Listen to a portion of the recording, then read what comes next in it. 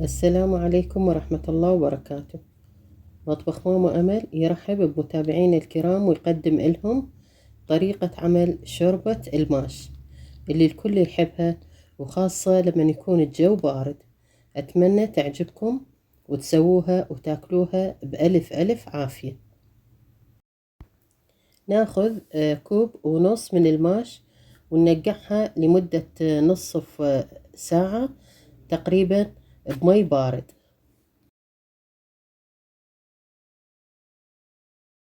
وبعد مرور النص ساعة نصفيها من المي، وخلال هاي الفترة راح نغلي تقريبا 5 أكواب ماء بجدر على النار.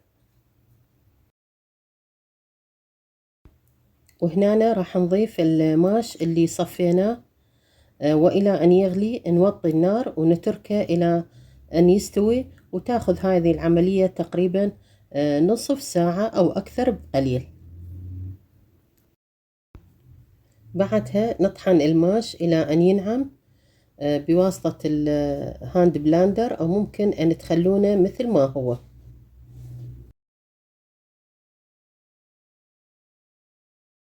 نحط القدر على النار ونخلي بيه ما يقارب 3 ملاعق زيت نباتي، ونضيف إلها بصلة مقطعة متوسطة الحجم، ونقلب إلى أن يصفر لون البصل.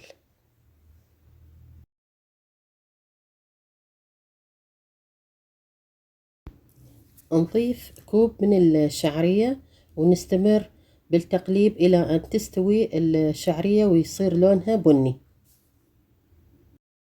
نضيف مجموعة البهارات المتكونة من ملعقة كركم وملعقة ملح أو حسب الرغبة، وملعقة بهارات السبعة، وملعقة كمون، وملعقة فلفل أسود، وملعقة فلفل أحمر، ونخلط المكونات بشكل جيد حتى تطلع ريحة البهارات.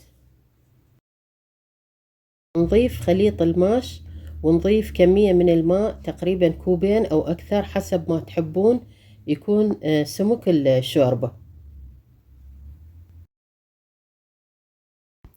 نترك الشوربة على النار إلى أن تغلي لمدة 10 دقائق، وبعدها تكون جاهزة للتقديم.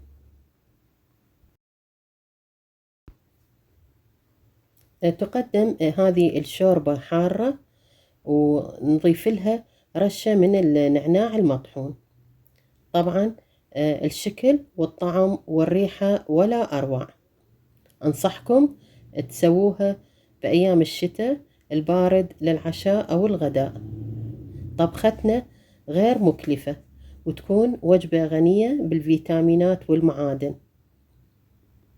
قدمت هذا الفيديو بناء على رغبة المتابعات، وإذا عجبكم لا تنسون اللايك والاشتراك بالقناة وتفعيل زر الجرس حتى يوصلكم كل جديد من مطبخ ماما أمل. مع السلامة.